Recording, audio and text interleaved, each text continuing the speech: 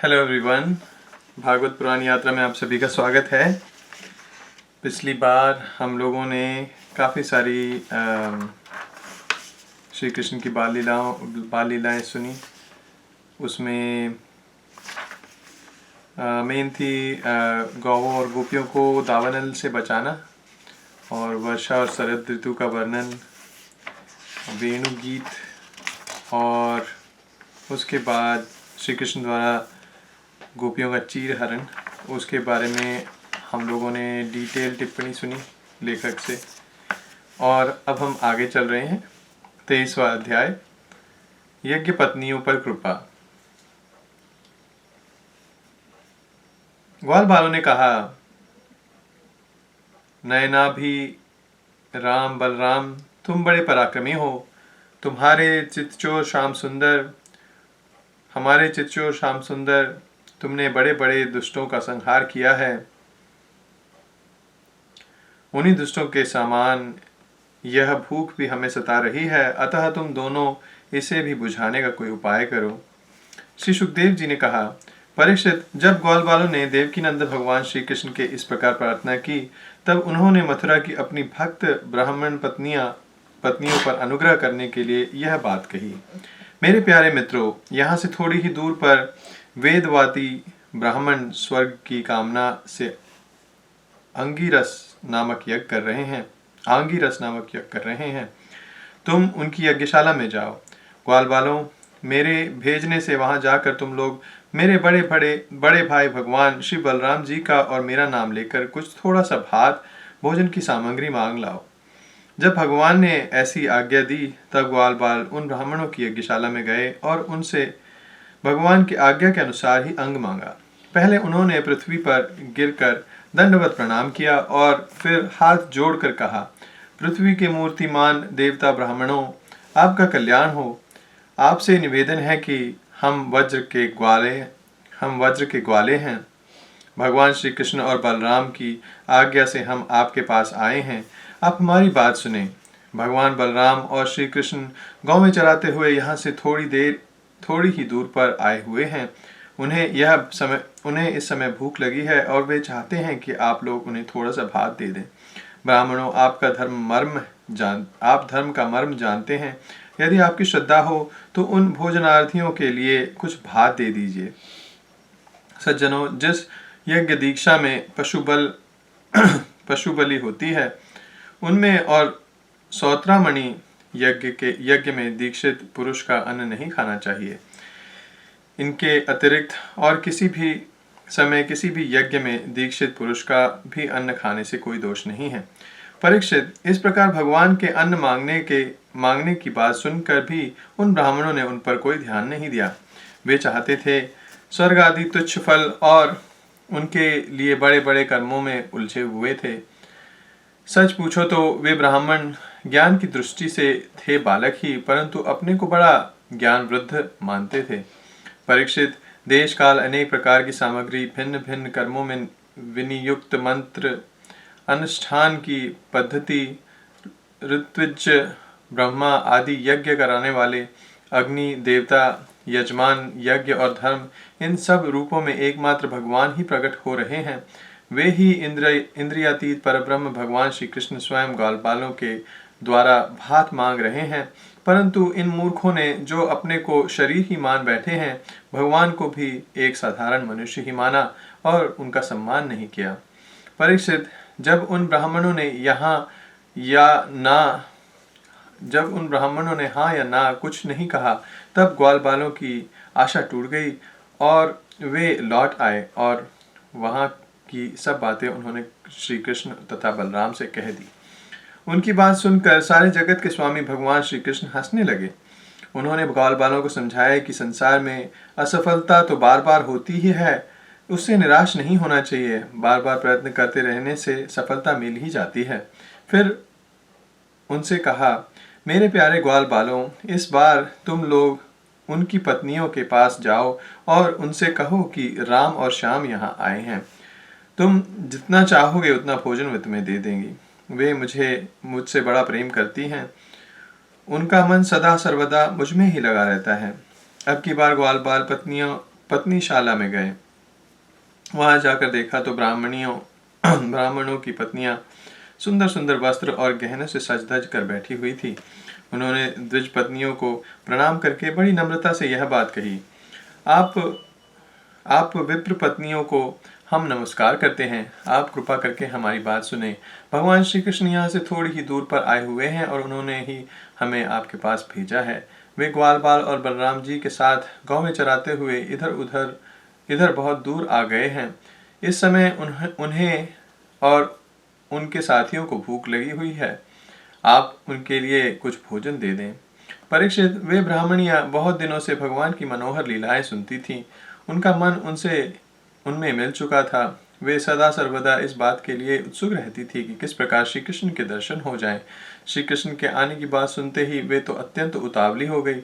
उन्होंने बर्तनों में अत्यंत स्वादिष्ट और हितकर भक्ष्य, भोज्य, लेह और चोक्ष चारों प्रकार के भोजन सामग्री ले ली तथा भाई बंधु पति पुत्रों के रोकते रहने पर भी अपने प्रियतम भगवान श्री कृष्ण के पास जाने के लिए घर से निकल पड़ी। ठीक वैसे ही जैसे नदियां समुद्र के लिए क्यों न हो, न जाने कितने दिनों से पवित्र कीर्ति भगवान श्री कृष्ण के गुण, लीला, सौंदर्य और माधुर्य आदि का वर्णन सुन सुनकर उन्होंने उनके चरणों पर अपना हृदय निछावर कर दिया था। ब्राह्मण पतियों ने जब जाकर देखा कि यमुना के तट पर नए नए कोपलों से शोभायमान अशोक वन में ग्वाल बालों से घिरे हुए बलराम जी के साथ श्री कृष्ण इधर उधर घूम रहे हैं, उनके सांवले शरीर पर सुनहला पीतांबर झिलमिला रहा है, गले में वनमाला लटक रही है, मस्तक मोर पंख का मुकुट है, अंग अंग में रंगीन धातुओं से चित्रकारी कर रखी है, नए नए कोपलों के गुच्छे शरीर में लगाकर नट का सा वेश बनाकर रखा हुआ है। एक हाथ अपने सखा ग्वाल बाल के कंधे पर रखे हुए हैं और दूसरे हाथ से कमल का फूल नचा रहे हैं। कानों में कमल के कुंडल हैं, कोपलों पर घुंघराली अटकलें लटक रही हैं और मुख कमल मंद मंद मुस्कुराने की रेखा से प्रफुल्लित हो रहा है। परीक्षित, अब तक अपने प्रियतम श्याम सुंदर के गुण और लीलाएं अपने कानों से सुन सुनकर उन्होंने अपने मन को उन्हीं के प्रेम के रंग में रंग डाला था, उसी में सराबोर कर दिया था। अब नेत्रों के मार्ग से उन्हें भीतर ले जाकर बहुत देर तक वे मन ही मन उनका आलिंगन करती रही और इस प्रकार उन्होंने अपने हृदय की जलन शांत की। ठीक वैसे ही जैसे जागृत और स्वप्न अवस्थाओं की वृत्तियां यह मैं यह मेरा इस भाव से जलती रहती हैं, परंतु सुषुप्ति अवस्था में उसके अभिमानी प्राज्ञ को पाकर उसी में लीन हो जाती हैं और उनकी सारी जलन मिट जाती है। प्रिय परीक्षित, भगवान सबके हृदय की बात जानते हैं, सबकी बुद्धियों के साक्षी हैं। उन्होंने जब देखा कि ये ब्राह्मण पत्नियां अपने भाई बंधु और पति पुत्रों के रोकने पर भी सब सगे संबंधियों और विषयों की आशा छोड़कर केवल मेरे दर्शन की लालसा से ही मेरे पास आई हैं, तब उन्होंने उनसे कहा। उस समय उनके मुखारबंद पर हास्य की तरंग अटखेलियां कर रही थी। भगवान ने कहा, महाभाग्यवती देवियों, तुम्हारा स्वागत है, आओ बैठो, कहो हम तुम्हारा क्या स्वागत करें। तुम लोग हमारे दर्शन की इच्छा से यहाँ आई हो। यह तुम्हारे जैसी प्रेम पूर्वक हृदय वालियों के योग्य ही है। इसमें संदेह नहीं है कि संसार में अपनी सच्ची भलाई को समझने वाले जितने भी बुद्धिमान पुरुष हैं, वे अपने प्रियतम के समान ही मुझसे प्रेम करते हैं और ऐसा प्रेम करते हैं जिसमें किसी प्रकार की कामना नहीं रहती, जिसमें किसी प्रकार का व्यवधान, संकोच, छिपाव, दुविधा या द्वैत नहीं होता। प्राण, बुद्धि, मन, शरीर, स्वजन, स्त्री, पुरुष और धन आदि संसार की सभी वस्तुएं जिसके लिए और जिसकी सन्निधि से प्रिय लगती हैं, उस आत्मा से परमात्मा से मुझ श्री कृष्ण से बढ़कर और कौन प्यारा हो सकता है। इसलिए तुम्हारा आना उचित ही है।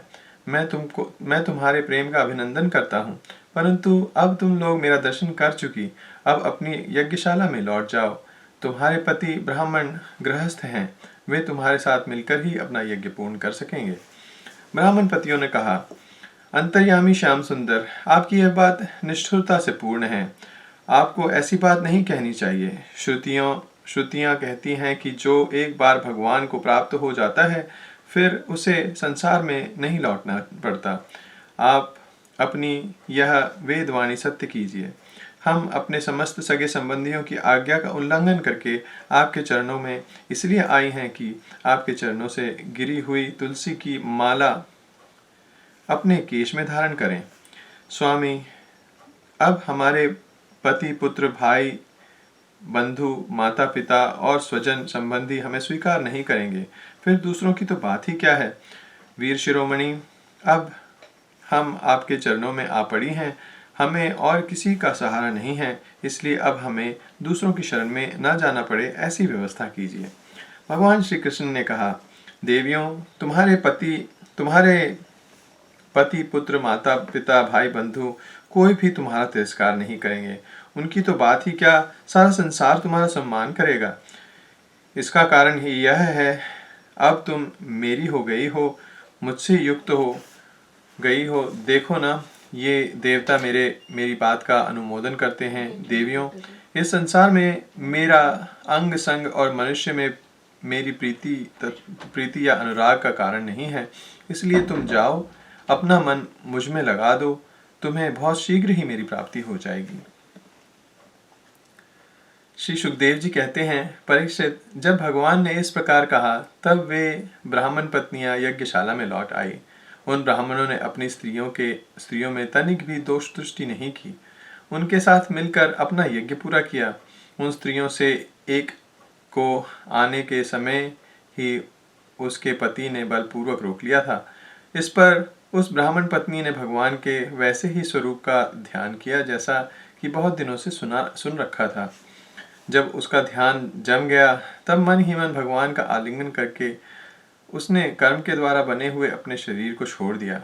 शुद्ध सत्वमय दिव्य शरीर से उसने भगवान की सन्निधि प्राप्त कर ली। इधर भगवान श्री कृष्ण ने ब्राह्मणियों के लाए हुए उस 4 प्रकार के अन्न से पहले ग्वालबालों को भोजन कराया और फिर उन्होंने स्वयं भी भोजन किया। परीक्षित, इस प्रकार लीला मनुष्य भगवान श्री कृष्ण ने मनुष्य की सी लीला की और अपने सौंदर्य माधुर्य वाणी तथा कर्मों से गौवें ग्वालबाल और गोपियों को आनंदित किया और स्वयं भी उनके अलौकिक प्रेम रस का आस्वादन करके आनंदित हुए। परीक्षित, इधर जब ब्राह्मणों को यह मालूम हुआ कि श्री कृष्ण तो स्वयं भगवान हैं, तब उन्हें बड़ा पछतावा हुआ। वे सोचने लगे कि जगदीश्वर भगवान श्री कृष्ण और बलराम की आज्ञा का उल्लंघन करके हमने बड़ा भारी अपराध किया है। वे तो मनुष्य की सी लीला करते हुए भी परमेश्वर ही हैं। अब उन्होंने देखा कि हमारी पत्नियों के हृदय में तो भगवान का अलौकिक प्रेम है और हम लोग उससे बिल्कुल रीते हैं। तब वे पछता कर अपनी निंदा करने लगे। वे कहने लगे, हाय, हम भगवान श्री कृष्ण से विमुख हैं। बड़े ऊंचे कुल में हमारा जन्म हुआ, गायत्री ग्रहण करके हम द्विजाति हुए, वेद ध्यान करके हमने बड़े बड़े यज्ञ किए, परंतु यह सब किस काम का? धिक्कार है। हमारी विद्या व्यर्थ हो गई, हमारे व्रत बुरे सिद्ध हुए, हमारी सब बहुज्ञता को धिक्कार है। ऊंचे वंश में जन्म लेना, कर्म कांड में निपुण होना किसी काम का न आया। इन्हें बार बार धिक्कार है। निश्चय ही भगवान की माया बड़े बड़े योगियों को भी मोहित कर लेती है। तभी तो हम कहलाते हैं मनुष्य के गुरु और ब्राह्मण, परंतु अपने सच्चे स्वार्थ और परमार्थ के विषय में बिल्कुल भूले हुए हैं। कितने आश्चर्य की बात है, देखो तो सही। यद्यपि ये स्त्रियां हैं, तथापि जगत गुरु भगवान श्री कृष्ण में इनका कितना अगाध प्रेम है, अखंड अनुराग है। उसी से उन्होंने गृहस्थी की वह बहुत बड़ी फांसी भी काट डाली जो मृत्यु के साथ भी नहीं कटती। इनके न तो द्विजाति के यज्ञोपवीत आदि संस्कार हुए हैं और न तो इन्होंने गुरुकुल में ही निवास किया है, ना इन्होंने तपस्या ही की है और ना तो आत्मा के संबंध में ही कुछ विवेक विचार किया है। उनकी बात तो दूर रही, इनमें ना तो पूरी पवित्रता है और ना तो शुभ कर्म ही। फिर भी समस्त योगेश्वरों के ईश्वर पुण्य कीर्ति भगवान श्री कृष्ण के चरणों में इनका दृढ़ प्रेम है और हमने अपने संस्कार के लिए गुरुकुल में निवास किया है, तपस्या की है, आत्मानुसंधान किया है, पवित्रता का निर्वाह किया है तथा अच्छे अच्छे कर्म किए हैं, फिर भी भगवान के चरणों में हमारा प्रेम नहीं है। सच्ची बात यह है कि हम लोग गृहस्थी के काम धंधों में मतवाले हो गए थे, अपनी भलाई और बुराई को बिल्कुल भूल गए थे। ओ भगवान की कितनी कृपा है, भक्त वत्सल प्रभु ने ग्वाल वालों को भेजकर उनके वचनों में हमें चेतावनी दी, अपनी याद दिलाई। भगवान स्वयं पूर्ण काम है और कैवल्य मोक्ष पर्यंत जितनी भी कामनाएं होती हैं उनको पूर्ण करने वाले हैं। यदि हमें सचेत नहीं करना होता तो उनका हम सरीखे शूद्र जीवों से प्रयोजन ही क्या हो सकता था। अवश्य ही उन्होंने इसी उद्देश्य से मांगने का बहाना बनाया, अन्यथा उन्हें मांगने की भला क्या आवश्यकता थी। स्वयं लक्ष्मी अन्य सब देवताओं को छोड़कर और अपनी चंचलता, गर्व आदि दोषों का परित्याग कर केवल एक बार उनके चरण कमलों का स्पर्श पाने के लिए सेवा करती रहती हैं। वे ही प्रभु किसी से भोजन की याचना करें, यह लोगों को मोहित करने के लिए नहीं तो और क्या है। देश काल पृथक पृथक सामग्रियां, उन कर्मों में विनियुक्त मंत्र, अनुष्ठान की पद्धति, ऋत्विज्य, अग्नि देवता, यजमान, यज्ञ और धर्म सब भगवान के ही स्वरूप हैं। वे ही योगेश्वर के भी ईश्वर भगवान विष्णु स्वयं श्री कृष्ण के रूप में यदुवंशियों में अवतीर्ण हुए हैं। यह बात हमने सुन रखी थी, परंतु हम इतने मूढ़ हैं कि उन्हें पहचान न सके। यह सब होने पर भी हम धन्यातिधन्य हैं, हमारे अहोभाग्य हैं। तभी तो हमें वैसी पत्नियां प्राप्त हुई। उनकी भक्ति से हमारी बुद्धि भी भगवान श्री कृष्ण के अविचल प्रेम से युक्त हो गई है। प्रभु आप अचिंत्य और अनंत ऐश्वर्यों के स्वामी हैं। श्री कृष्ण आपका ज्ञान अबाध है। आपकी ही माया से हमारी बुद्धि मोहित हो रही है और हम कर्मों के पछड़े में भटक रहे हैं। हम आपको नमस्कार करते हैं। वे आदि पुरुषोत्तम भगवान श्री कृष्ण हमारे इस अपराध को क्षमा करें, क्योंकि हमारी बुद्धि उनकी माया से मोहित हो रही है और हम उनके प्रभाव को न जानने वाले अज्ञानी हैं। परीक्षित, उन ब्राह्मणों ने भगवान श्री कृष्ण का तिरस्कार किया था, अतः उन्हें अपने अपराध की स्मृति से बड़ा पश्चाताप हुआ और उनके हृदय में श्री कृष्ण बलराम के दर्शन की बड़ी इच्छा भी हुई, परंतु कंस के डर के मारे वे उनका दर्शन करने न जा सके।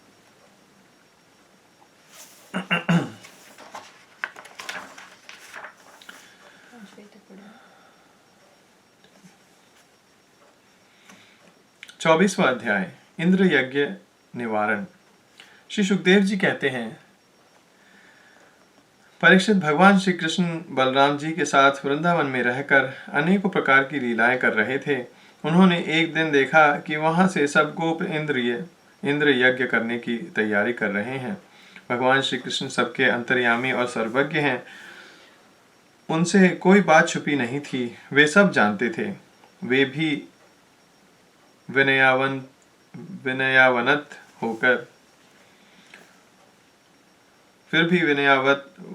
होकर उन्होंने नंद बाबा आदि बड़े बूढ़े गोपों से पूछा, पिताजी, आप लोगों के सामने वह कौन सा बड़ा भारी काम, कौन सा उत्सव आ पहुंचा है?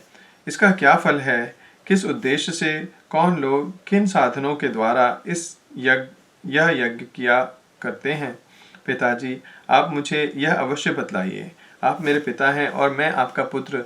ये बातें सुनने के लिए मुझे बड़ी उत्कंठा भी है।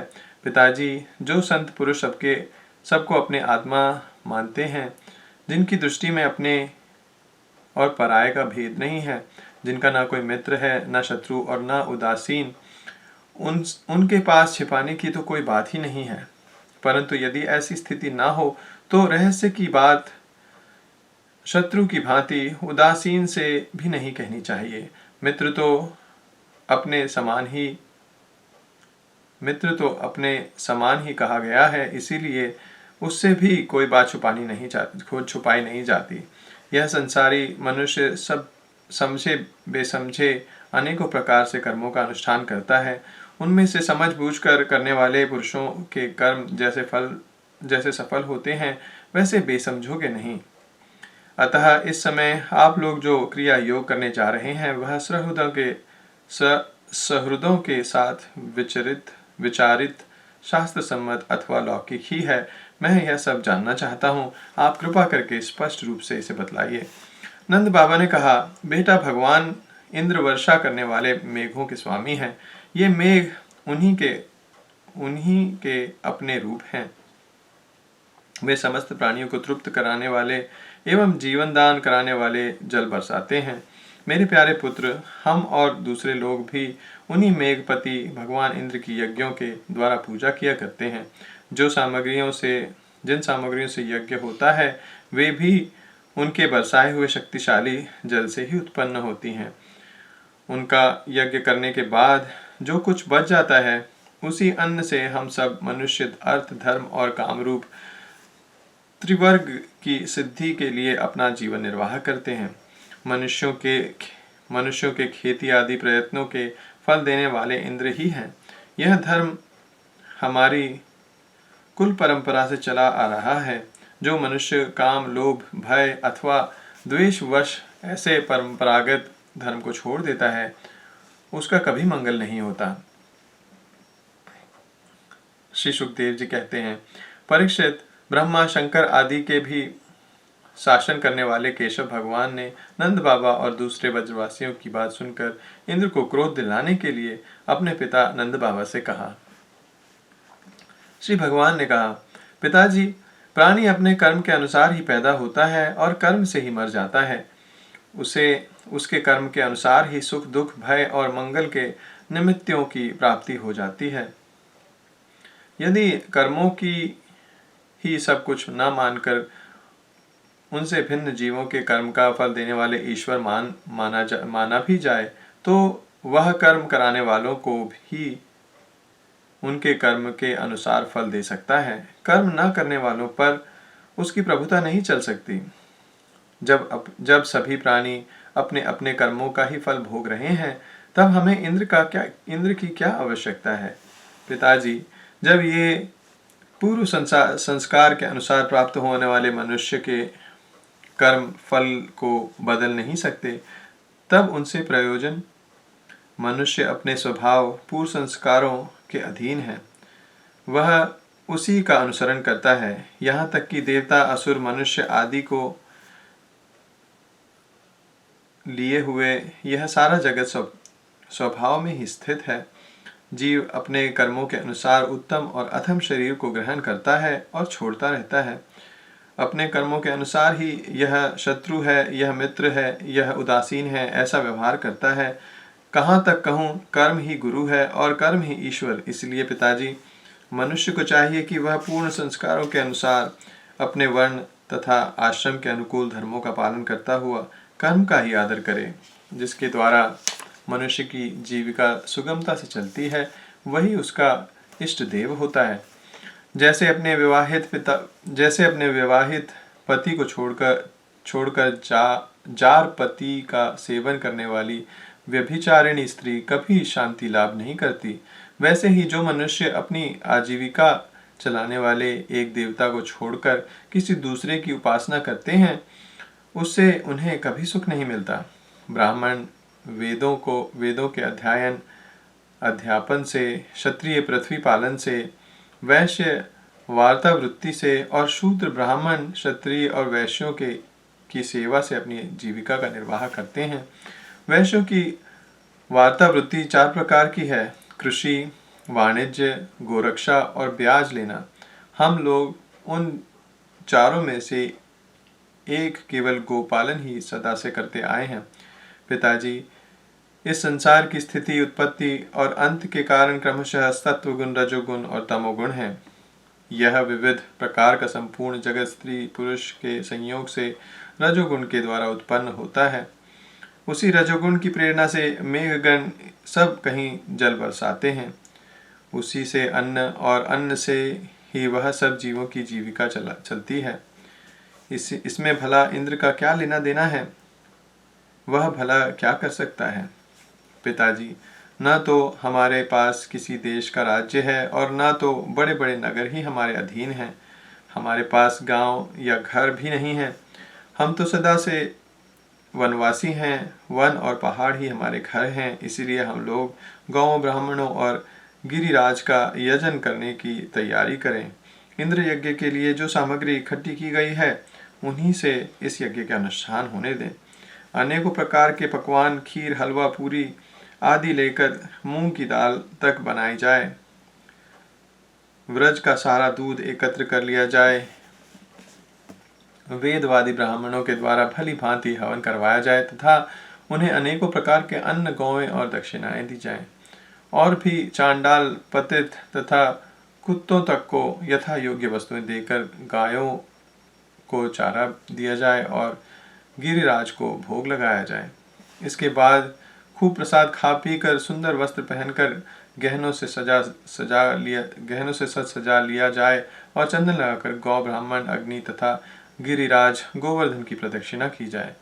पिताजी, मेरी तो ऐसी ही सम्मति है।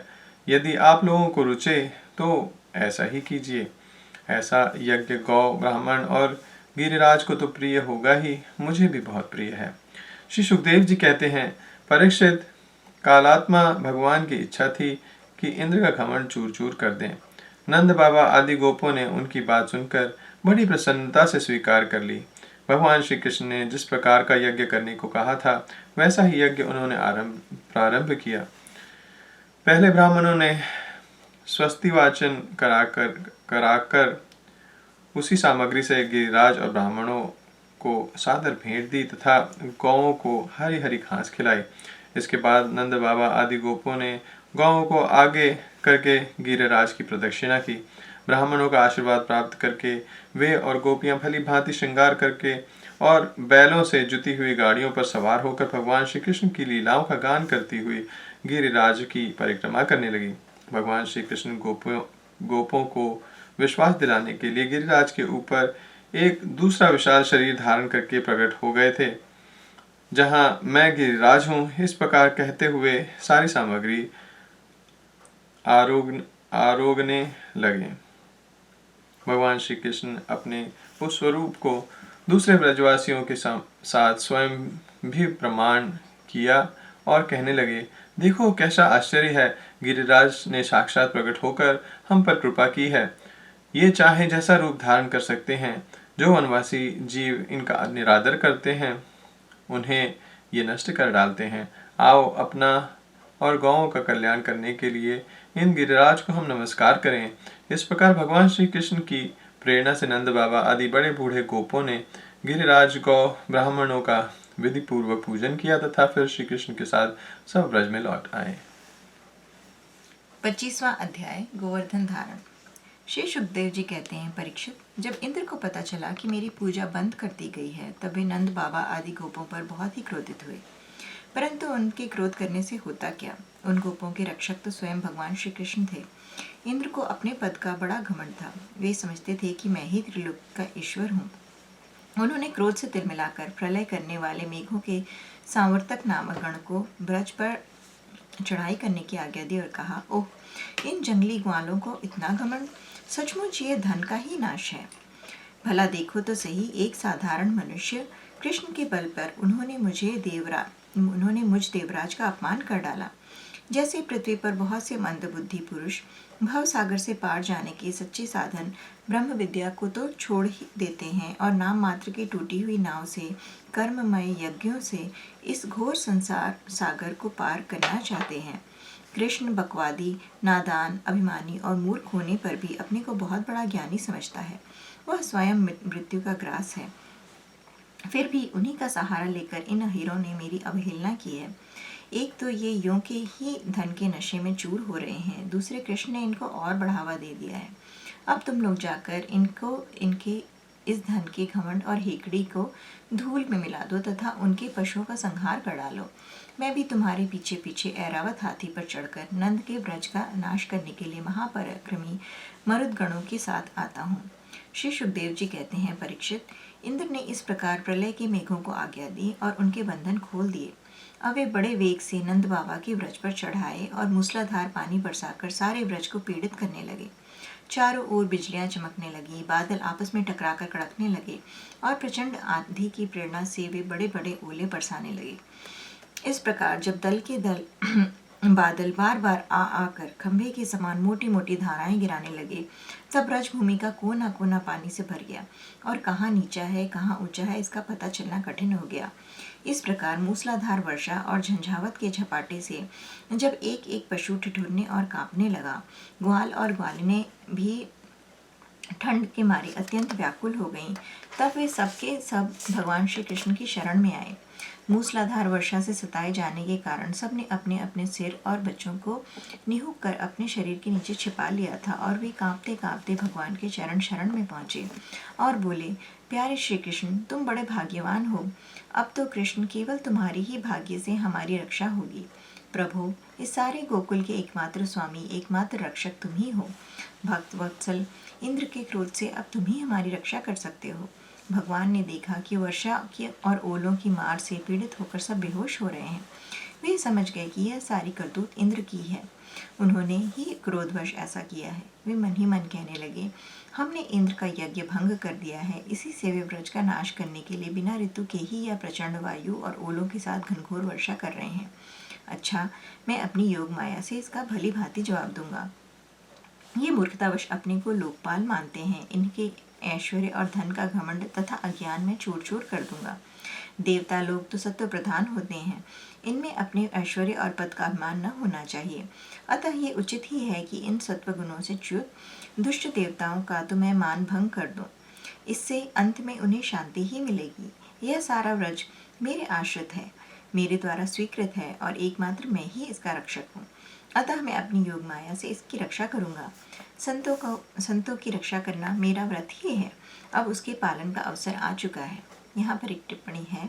भगवान कहते हैं, सुक्रे देव प्रपन्नाय तवा स्मृति च याचते अभयम सर्वभूतेभ्यो ददामे तद व्रतम मम। जो केवल एक बार मेरी शरण में आ जाता है और मैं तुम्हारा हूँ इस प्रकार याचना करता है, उसे मैं संपूर्ण प्राणियों से अभय कर देता हूँ। यह मेरा व्रत है। ये इस तरह वापस स्टोरी में आते हैं। इस प्रकार कहकर भगवान श्री कृष्ण ने खेल खेल में एक ही हाथ से गिरिराज गोवर्धन को उठा लिया और जैसे छोटे छोटे बालक बरसाती छत्ते के पुष्प को उखाड़कर हाथ में रख लेते हैं, वैसे ही उन्होंने उस पर्वत का धारण कर लिया। इसके बाद भगवान ने गोपों से कहा, माताजी, पिताजी और ब्रजवासियों, तुम लोग अपनी गाँवों और सब सामग्रियों के साथ इस पर्वत के गड्ढे में आकर आराम से बैठ जाओ। देखो, तुम लोग ऐसी शंका न करना कि मेरे हाथ से पर्वत गिर पड़ेगा। तुम लोग तनिक भी न डरो। सांधी पानी से डर से तुम्हें बचाने के लिए मैंने यह युक्ति रची है। तब भगवान श्री कृष्ण ने इस प्रकार सबको आश्वासन दिया, ढाढ़स बंधाया। तब सबके सब ग्वाल अपने अपने गोधन, छकड़ों, आश्रितों, पुरोहितों और भृत्यों को अपने अपने साथ लेकर सुभीते के अनुसार गोवर्धन के गड्ढे में आ घुसे। भगवान श्री कृष्ण ने सब ब्रजवासियों के देखते देखते भूख प्यास की पीड़ा, आराम विश्राम की आवश्यकता आदि सब कुछ भुलाकर 7 दिन तक लगातार उस पर्वत को उठाए रखा। वे एक डग भी वहां से इधर उधर न हुए। श्री कृष्ण का योग माया का यह प्रभाव देखकर इंद्र के आश्चर्य का ठिकाना न रहा। अपना संकल्प पूरा न होने के कारण उनकी सारी हेकड़ी बंद हो गई। वे भौचक्के से रह गए। इसके बाद उन्होंने मेघों को अपने आप वर्षा करने से रोक दिया। जब गोवर्धनधारी भगवान श्री कृष्ण ने देखा कि वह भयंकर आंधी और घनघोर वर्षा बंद हो गई, आकाश से बादल छट गए और सूर्य दिखने लगे, तब उन्होंने गोपों से कहा, मेरे प्यारे गोपों, तुम लोग निडर हो आओ और अपनी स्त्रियों, गोधन और बच्चों के साथ बाहर निकल आओ। देखो, अब आंधी पानी बंद हो गया तथा नदियों का पानी भी उतर गया। भगवान की ऐसी आज्ञा पाकर अपने अपने गोधन, स्त्रियों, बच्चों और बूढ़ों को साथ ले तथा अपनी सामग्री छकड़ों पर लाद कर धीरे धीरे सब लोग बाहर निकल आए। सर्वशक्तिमान भगवान श्री कृष्ण ने भी सब प्राणियों को देखते देखते खेल खेल में ही गिरिराज को पूर्ववत उसके स्थान पर रख दिया। ब्रजवासियों का हृदय प्रेम के आवेग से भर रहा था। पर्वत को देखते रखते ही वे भगवान श्री कृष्ण के पास दौड़े आए। कोई उन्हें हृदय से लगाने और कोई चूमने लगा। सबने उनका सत्कार किया। बड़ी बूढ़ी गोपियों ने बड़े आनंद और स्नेह से दही चावल जल आदि से उनका मंगल तिलक किया और उन्मुक्त हृदय से शुभ आशीर्वाद दिए। यशोदा रानी, रोहिणी जी, नंद बाबा और बलवानों में श्रेष्ठ बलराम जी ने स्नेहातुर होकर श्री कृष्ण को हृदय से लगा दिया तथा आशीर्वाद दिया। परीक्षित, उस समय आकाश में स्थित देवता, साध्य, सिद्ध, गंधर्व और चारण आदि प्रसन्न होकर भगवान की स्तुति करते हुए उन पर फूलों की वर्षा करने लगे। राजन, स्वर्ग में देवता लोग शंख और नौबत बजाने लगे। तुम्बुरु आदि गंधर्व राज भगवान की मधुर लीला का गान करने लगे। इसके बाद भगवान श्री कृष्ण ने ब्रज की यात्रा की। उनके बगल में बलराम जी चल रहे थे और उनके प्रेमी ग्वाल बाल उनकी सेवा कर रहे थे। उनके साथ ही प्रेममयी गोपियां भी अपने हृदय को आकर्षित करने वाले, उसमें प्रेम जगाने वाले भगवान की गोवर्धन धारण आदि लीलाओं का गान करते हुए बड़े आनंद से ब्रज में लौट आए। 26वां अध्याय। नंद बाबा से गोपों की श्री कृष्ण के प्रभाव के विषय में बातचीत। श्री सुखदेव जी कहते हैं, परीक्षित, ब्रज के गोप भगवान श्री कृष्ण के ऐसे अलौकिक कर्म को देखकर बड़े आश्चर्य में पड़ गए। उन्हें भगवान की अनंत शक्ति का तो पता नहीं। वे इकट्ठे होकर आपस में इस प्रकार कहने लगे, इस बालक के ये कर्म बड़े अलौकिक हैं। इसका हमारे जैसे गंवार ग्रामीणों में जन्म लेना तो इसके लिए बड़ी निंदा की बात है। यह भला कैसे उचित हो सकता है? जैसे गजराज कोई कमल उखाड़कर इसे ऊपर उठा ले और धारण करे, वैसे ही इस नन्हे से 7 वर्ष के बालक ने एक ही हाथ से गिरिराज गोवर्धन को उखाड़ लिया और खेल खेल में 7 दिनों तक उठाए रखा। यह साधारण मनुष्य के लिए भला कैसे संभव है? जब यह नन्हा बच्चा था उस समय बड़ी भयंकर राक्षसी पूतना आई और इसने आंखें बंद किए ही उसका स्तन तो पिया ही, प्राण भी पी डाले। ठीक वैसे ही जैसे काल शरीर की आयु निकल जाता है। जिस समय यह केवल 3 महीने का था और छकड़े के नीचे सोकर रो रहा था, उस समय रोते रोते इसने ऐसा पांव उछाला कि उसकी ठोकर से बड़ा भारी छकड़ा उलटकर गिर ही पड़ा।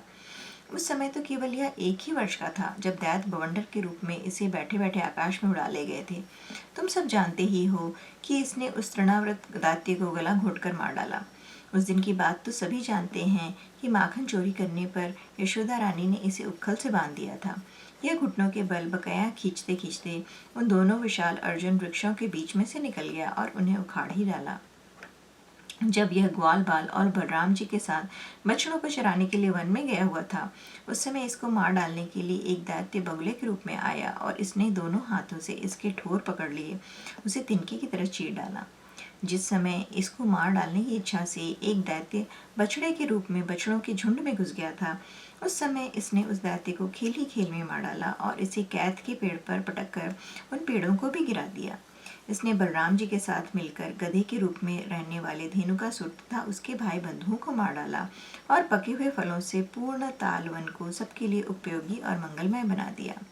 इसी ने बलशाली बलराम जी के द्वारा क्रूर प्रलंबासुर को मरवा डाला और दावानल से गौओं और ग्वालबालों को उबार लिया।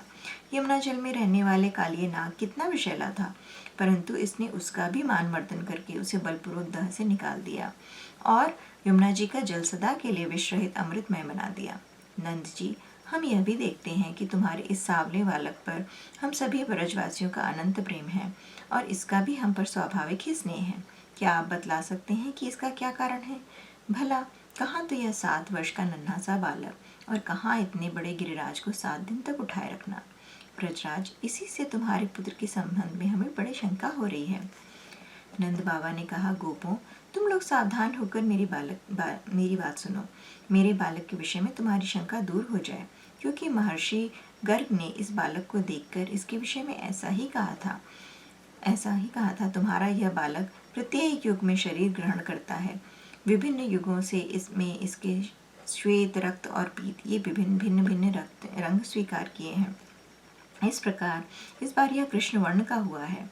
नंद जी, यह तुम्हारा पुत्र पहले कहीं वसुदेव के घर भी पैदा हुआ था, इसलिए इस रहस्य को जानने वाले इसका नाम श्रीमान वासुदेव ऐसा है कहते हैं। तुम्हारे पुत्र के गुण और कर्मों के अनुरूप और भी बहुत से नाम हैं तथा बहुत से रूप। मैं तो उन नामों को जानता हूँ, परंतु संसार के साधारण लोग नहीं जानते हैं। यह तुम लोगों का परम कल्याण करेगा। समस्त गोप और गौओं को यह बहुत ही आनंदित करेगा। इसकी सहायता से तुम लोग बड़ी बड़ी विपत्तियों को बड़ी सुगमता से पार कर लोगे। ब्रजराज, पूर्व काल में एक बार पृथ्वी में कोई राजा नहीं रह गया था। डाकुओं ने चारों ओर लूट खसोट मचा रखी थी। तब तुम्हारे इसी पुत्र ने सज्जन पुरुषों की रक्षा की और इससे बल पाकर उन लोगों ने लुटेरों पर विजय प्राप्त की। नंद बाबा, जो तुम्हारे इस सांवले शिशु से प्रेम करते हैं वे बड़े भाग्यवान हैं। जैसे विष्णु भगवान के कर कमलों की छत्र छाया में रहने वाले भगवानों को असुर नहीं जीत सकते, वैसे ही इससे प्रेम करने वालों को भीतरी या बाहरी किसी प्रकार के शत्रु नहीं जीत सकते। नंद जी, चाहे जिस दृष्टि से देखें, गुण से, ऐश्वर्य से और सौंदर्य से, कीर्ति और प्रभाव से तुम्हारा यह बालक स्वयं भगवान नारायण के ही समान है। अतः इस बालक के अलौकिक कार्यों को देखकर आश्चर्य नहीं करना चाहिए। गोपों, मुझे स्वयं गर्गाचार्य जी यह आदेश देकर अपने घर चले गए। तब से मैं अलौकिक और परम सुखद कर्म करने वाले इस बालक को भगवान नारायण का ही अंश मानता हूँ। जब ब्रजवासियों ने नंद बाबा के मुख से गर्ग जी की यह बात सुनी, तब उनका विस्मय जाता रहा, क्योंकि वे अब अमित तेजस्वी श्री कृष्ण के प्रभाव को पूर्ण रूप से देख और सुन चुके थे। आनंद में भरकर उन्होंने नंद बाबा और श्री कृष्ण की भूरी भूरी प्रशंसा की। जिस समय अपना यज्ञ भंग हो जाने के कारण इंद्र क्रोध के मारे आग बबूला हो गए और मूसलाधार वर्षा करने लगे, उस समय वज्रपात, ओलों की बौछार और प्रचंड आंधी से स्त्री, पुरुष, पशु तथा ग्वाले अत्यंत पीड़ित हो गए थे। अपनी शरण में रहने वाले ब्रजवासियों को यह दशा देखकर भगवान का हृदय करुणा से भर गया। परंतु फिर एक नई लीला करने के विचार से वे तुरंत ही मुस्कुराने लगे। जैसे कोई नन्हा सा बालक खेल खेल में ही बरसाती छत्ते का पुष्प उखाड़ ले, वैसे ही उन्होंने एक हाथ से ही गिरिराज गोवर्धन को उखाड़कर धारण कर लिया और सारे ब्रज की रक्षा की। इंद्र का मत चूर करने वाले वे भगवान गोविंद हम पर प्रसन्न हो।